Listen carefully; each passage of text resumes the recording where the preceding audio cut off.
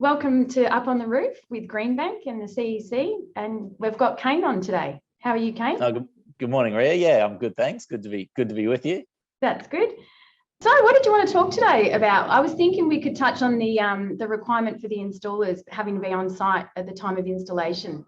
Tell me a little bit about that.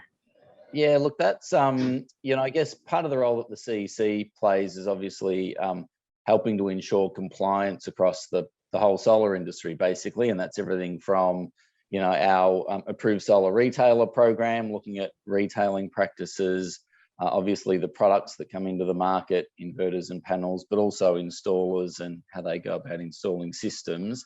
What you allude to is obviously a real focus particularly from the clean energy regulator at the moment, really requiring installers to walk the talk and meet the requirement that's been in place for a while now, where an accredited installer must, for a system that they're signing off on, they must attend the site at the start to help get it set up. They must visit the site during the install and then come back at the end to essentially sign off and complete the install. And so this is something, there's a bit of a sense that not everyone has been doing the right thing in this area. There have been people signing off jobs where they haven't been on site sufficiently at each of those three phases, and therefore the CER and also the CEC is working with them to really make sure that industry understands this requirement, and ultimately that installers are doing the right thing and they are visiting the site regularly throughout its installation. And indeed now a requirement for installers to prove that the accredited installer to prove that they've been on site. And I guess that's sort of the final step in the exercise. We've actually been looking into the software requirements of getting a selfie before, during, and after. So we'll see how we go rolling that out. Yeah, I think a lot of people want to do the right thing, so I couldn't imagine too many are going to be out there doing the wrong thing.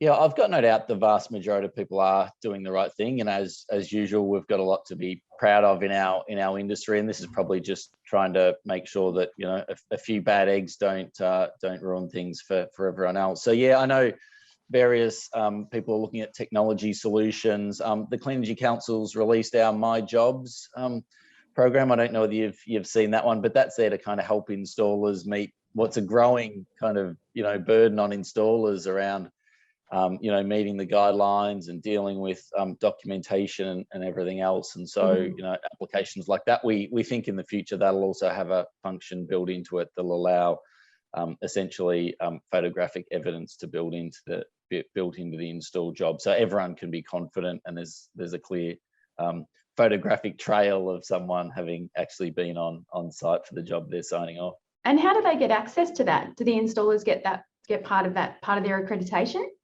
Yeah, so all accredited installers now get access to my jobs. We've been developing it over the last sort of 12 months, and we released it a few months ago. So installers can now go online and access that, and it really is there to help them with all of essentially understanding all of the different requirements in their install, and to sort of manage each of their installations in terms of the meeting the guidelines, make sure all the product information, warranty information, etc., is all there in a central source that essentially make their lives easier. Yeah, fantastic. That's great. We should actually promote that through our portal, because I think it consolidates all the information, doesn't it? Yeah. Look, it's there to make the life of an installer easier. I think over the years the burden on installers has increased. Yes. As all of the sort of compliance crackdowns have come into play, it's not easy being an installer. And there's also a lot of standard and guideline changes that have come through, and so keeping up with that is sometimes a bit of a headache. It's not easy being an aggregator either, trying to enforce all the requirements. Yeah, exactly. I mean, aggregators. Not your favourite. They're not our favourite people. Well, they're on the hook, aren't they? Sometimes they're sort of put. They've got a responsibility, and I know that can make your life a bit easier. So hopefully, things like My Jobs makes life easier for the installers, and then in turn for the aggregators and everyone in the whole system. That's great. Awesome. And so we were going to talk about the standard as well, the Australian standard you were talking about. Tell me a little bit about that. as I said, I mean, there have been a lot of sort of changes to, guidelines and standards over the last couple of years, and AS 4777, which is the standard that applies to inverters, has been changed. That takes effect later this year, and so I think certainly for inverter manufacturers, they've got a bit of work to do between now and December to understand the change, make sure that their products meet the requirements. And there's a lot of quite technical changes to the standard, things like fault ride through and all sorts of quite technical voltage and system issues that are being adjusted. My sense is a lot of the product probably can deliver on that capability, but the challenge probably for a lot of the inverter manufacturers is getting their products certified and getting through the labs and getting that all ticked off. So there's a bit of a scramble on for that at the moment, which is not straightforward, but that comes into effect at the end of the year. And so that's just something for installers and I guess the supply chain to be aware of, that that there's going to be a change to the requirement inverters to make sure that their inverters, as they get closer towards the end of the year, their inverters meet that new standard and therefore are eligible under the STC program. Yeah, and are you assisting the manufacturers on that as well? So you must be really busy. Yeah, look, we're doing as much as we can. I mean, obviously we're not a certification lab, and I think their main focus at the moment is sort of getting through the labs around the world at the moment. So that's a bit of a challenging exercise. Obviously, some work within the product manufacturers and their labs and their product development areas, and then working through the lab. So the CEC is sort of the end of that process. Once they've been through all of that and they've got their updated certification, we then need to sort of check that off and verify it to make sure they're ready to go come December. So yeah, we're doing as much as we can, but a lot of this is outside of our control as well. Yeah, that's fantastic. And then the other thing is we've got the summit coming up. Tell me a little bit about that. That's on the 13th and 14th of July.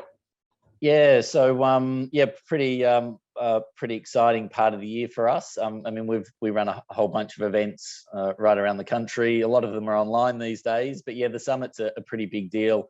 Obviously, the traditional Australian Clean Energy Summit, but it's in partnership this year. We've got a bit of an additional offering to the summit.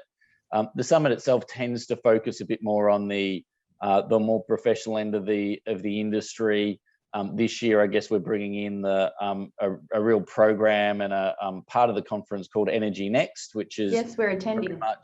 Which is really exciting. Very much focused on the rooftop solar and household battery end of the market. A trade exhibition and a whole masterclass stream for installers. They can get their CPD points by attending that program and hear a lot about the sort of issues we've just been talking about, the latest standards and changes in the industry and technology and solutions. So yeah, really excited. Cross our fingers that COVID stays away. But hopefully we're due for some good luck. So hopefully the sun shines on us and we can get to Sydney for the 13th and 14th of July for what'll be a massive event for the industry. Yeah, I can't wait, even just to see everybody in person and have a trade show and talk about these things. Just it'll be really good. So hopefully Sydney can behave itself, and so can Victoria. Yeah, let's hope so. It's been a long sort of 12 and 18 months. I think everyone's pretty excited to get together and talk shop or have a drink and hang out with old friends or new faces. So yeah, looking forward to that in Sydney. Yeah, thank you so much for coming on today.